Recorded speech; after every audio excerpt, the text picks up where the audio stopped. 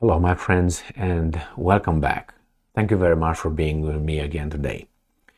An assassination is an assassination, regardless who does it and who the victim is.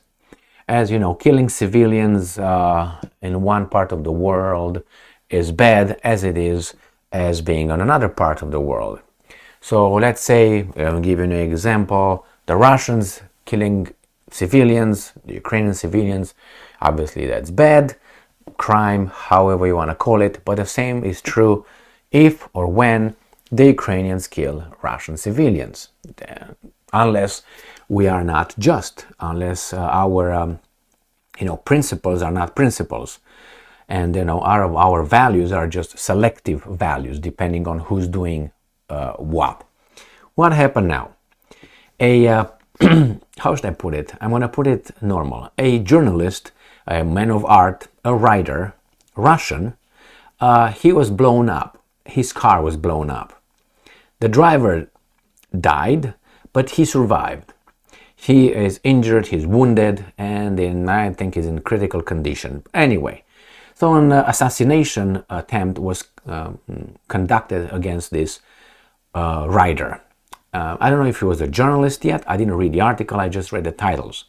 I have two articles here from coming from the West, from the free journalists, free media, free spoken word, that I think should rise up and say, hey, we can condemn the attack on the writers. But because this writer is not any kind of writer, therefore we look first if we like the writer or not. Then we condone or we support the whatever occurred. In this case, they keep quiet. They do not condone the attack on their fellow writer. Why? Because the writer has a sin, a big sin, among others, is that he is, according to these guys, pro-Kremlin, pro-Russia, pro-Putin. So, therefore, if we did it, who is that? Okay. It's preferential, situational. So that's not a value, that's not a principle. So let's read these two articles coming from two Western media outlets and see how they will write about this assassination. They are all for freedom of speech because that's how they make their money, and their livelihood depends on free speech. So you might think that they should, condemn this, as they condemned Daria Dugina's assassination, as they condemned the guy in St. Petersburg assassination. All this were received with very cold reaction from the people who should think that if that happens over there, that could happen to them too. But hey, they think like here in this beautiful country, well, I'm going to support these guys because maybe I will be killed last. Or maybe I will be spared if I throw all those guys under the bus. All that group over there, please, I'm an ally. No, you're not going to be. You're going to receive what the French received in Haiti. Unfortunately, in 1804, 1809 or something like this. Just read about it. It's called, I think, the Revolution or the Massacre Haiti. Find out what that happened. So my brother allies, that you're allies right now and you think you're going to be spared. The same with this. Why? I think history, is just teaching us, shows us the future. So again, here, these weasels, which are the Western media journalists, free speech and freedom of the press, instead of condemning it, they keep it like, well, it's not one of ours. Well, in a way that he's not telling our version, our script. So therefore, he's an enemy. We are allies. When you step on the wrong side of the road, that probably things like this will happen to you in a milder, more weasel way, because that's the way these guys are doing. What happened to this writer, that's thuggish. But anyway, let's see what's going on. Not to call it criminal, but anyway. Reuters. Car bomb wounds pro-war Russian rider and kills his driver. All right. Remember, he's a writer and he's pro-war, Russian pro-war. So, a prominent Russian nationalist writer, he's got a few bad things. First, he's Russian. Second, pro-war Russian. And then he's a nationalist. So this the free press in the United States of America not only has 3 strikes here for Mr. Zakhar Prilepin. So Mr. Zakhar Prilepin was wounded in a car bombing that killed his driver on Saturday, an attack that Russia immediately blamed on Ukraine and the West. An attack. Well, I would call this an assassination, not an attack. But hey, make it milder for your guys. And who should be the prime suspect? Putin again? Yeah, because Putin just does that for a false flag thing, so then he can blame these guys here, like he doesn't have enough to blame these guys for. It's okay. The same with the drones in Kremlin. Well, it was a false flag operation, so the Ukrainian Russians can blame them and attack. I don't think they need it. They're past that. They can find whatever reason they want. You killed one of our soldiers. That's a good enough reason for the Russians, I guess. As it should be for the Ukrainians as well. So it's not what's true only for the Russians, it's true only for whatever. The State Investigative Committee said the Reuters Audi Q7 was blown up in a village in Nizhny Novgorod region, about 400 kilometers, 250 miles east of Moscow, which was treating as an act of terrorism. Well, how would you treat it? It said Prilepin had been taken to hospital. The committee released a photograph showing the white vehicles laying overturned on a track next to a wood with a deep crater beside it and fragments of metal strewn nearby. So I'm assuming this is the one right here. And this is is not a asphalt or anything. Okay, what can I say? Let's see. It says Prilepin, a novelist, so an artist, a writer, my friends, who is an outspoken champion of Russia's war in Ukraine. That means he's a criminal? Is he?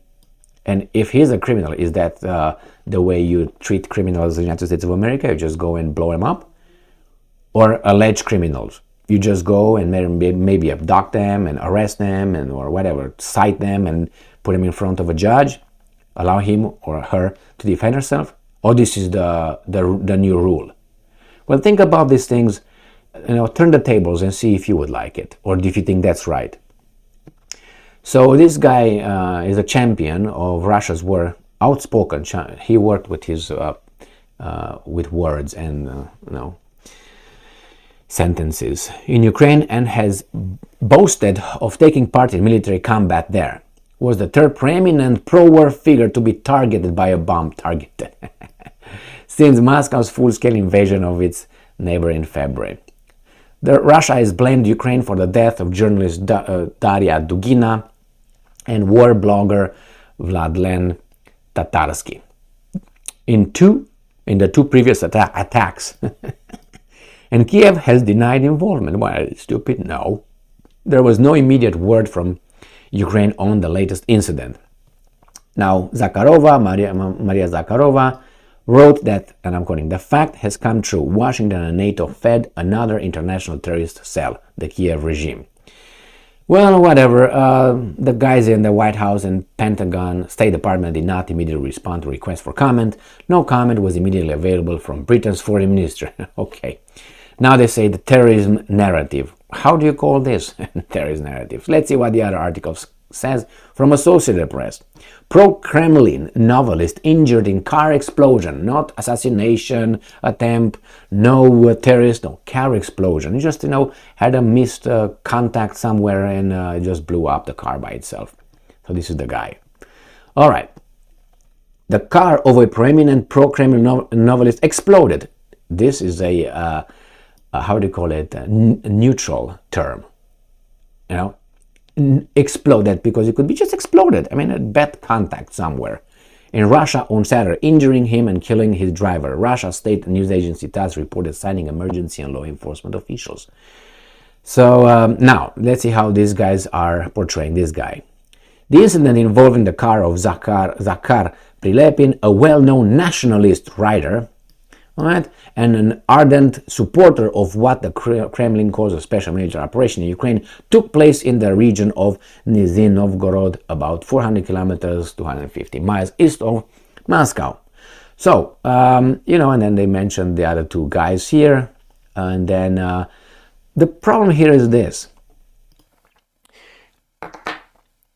If we don't speak up or out, or these guys, the authors of these articles, if they don't, speak against this kind of actions, you know, and it seems like they don't speak against it, they just treat it like from a neutral, you know, and all of a sudden they are just reporting the news, you know, they don't put any slant in it.